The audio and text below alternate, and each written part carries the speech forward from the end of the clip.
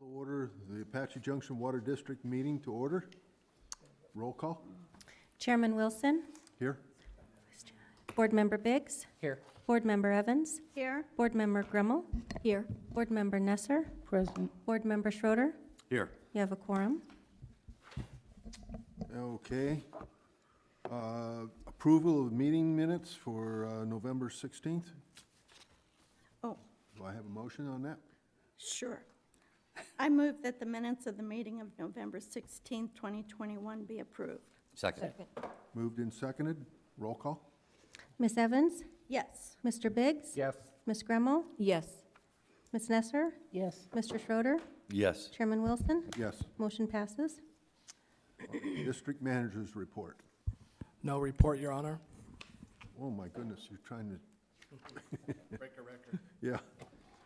District Director's Report. Mike. Good evening, Chairman Wilson and members of the board. Just a quick report tonight. Just wanted to give you an update on where we're at on state land with the water side of it.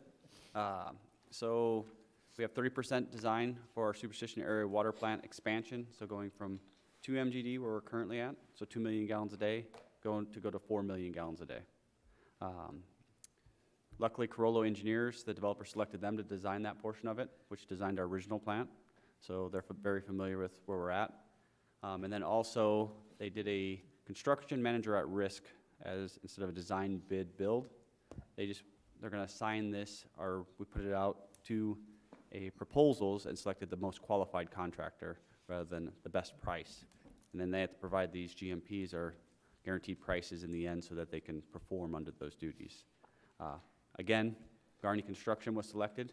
They built our plant originally, so they're going to be doing this expansion also, which is good news for us since they're very, very familiar with our project and our site out there.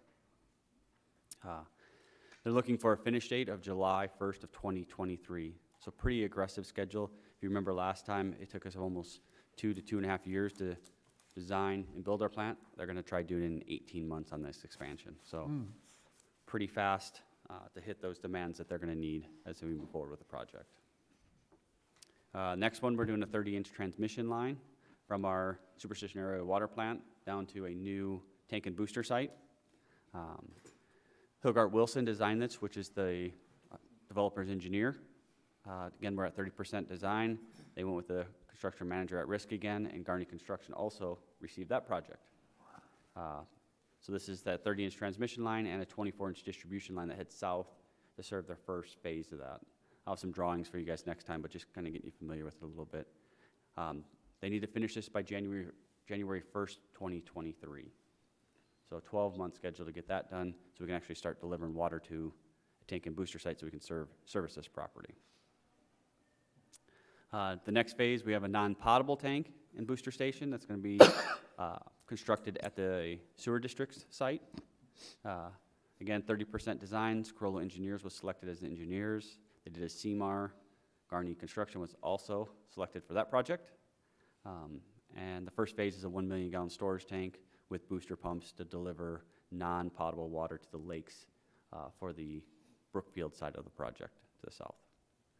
They're looking more of an April 1st, 2023 finish date on that so they can start getting all their lakes and irrigation in and turf in that they're going to be doing for the big public parks they would like to do down there. Yes, ma'am. Is that, the cost of that, is that part of what the Brookfield and D.R. Horton development will pay for on their bills? Or is that something that? This is going to be part of the new community facilities district eventually. So initially, the developer will pay for all this infrastructure. Okay. And then they'll That's come what I back to wanted you the to say. community facilities district to bond those and then repay them back for that Thank you. infrastructure they built. Okay. Okay. Again, a non-potable transmission line to get from the sewer plant down to the first lake in Brookfield. And again, April 1st, 2023, so we can start watering their grass and get some water into the lakes down in that area.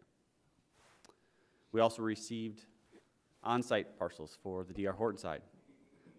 So parcel 19.1, which is section 19, their first parcel. Hilgart Wilson designed that. It's 90% plans. Rummel Construction, which is the on-site guys that cleared it. If you remember where we were standing for the grand opening or ribbon cutting ceremony. That's basically where parcel 19.1 is. It's 110 units. Water's going to start in March of this year and hopefully be finished by September. So they'll have actually infrastructure in the ground before we have water infrastructure to get to their site as part of these parcels. Again, they're looking at their first model home January 1st of 2023 and their first sold home in May 1st of 2023.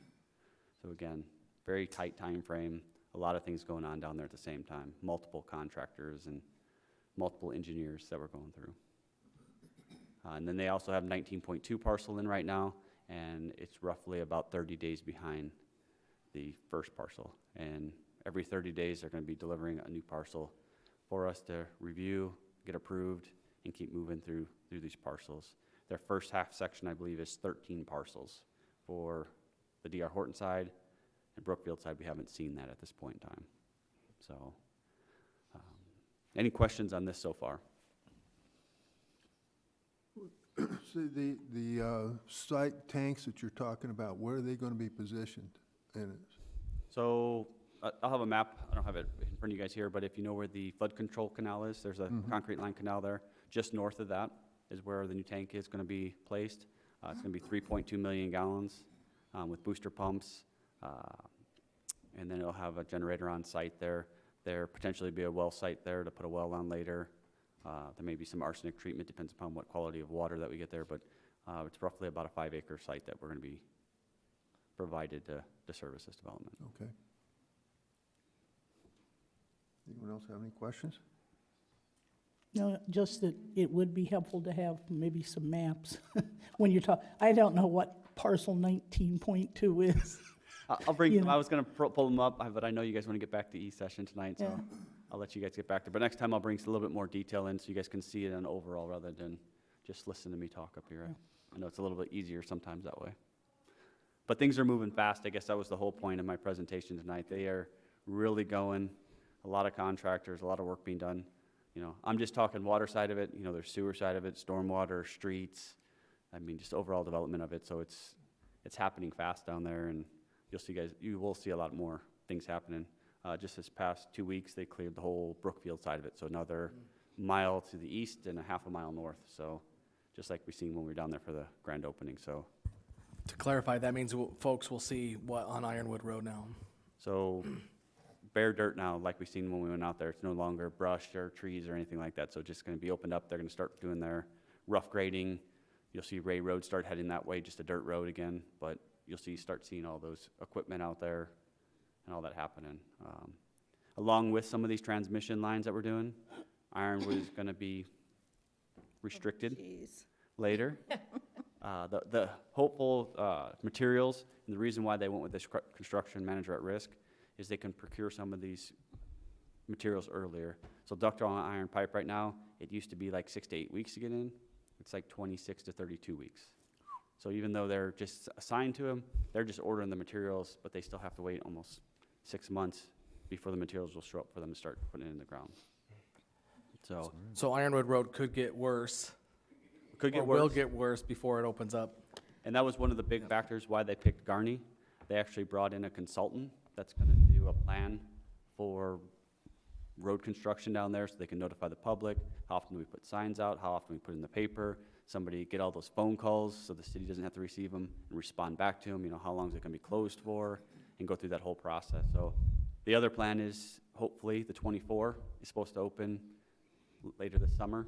So hopefully that opens up just as that pipe comes in and we can start install it and do those restrictions once the 24 opens up so we can not restrict the traffic coming in to get to the 60. Such hopeful thinking. That's Best the laid plan. plans, right, Mike? Best Yes. laid plans. We'll start. We're trying to, and things are going as planned so far, so hopefully we can keep in that direction. Any other questions on Yep. development? Okay. Since there's no further discussions, I will adjourn this meeting. Thank you.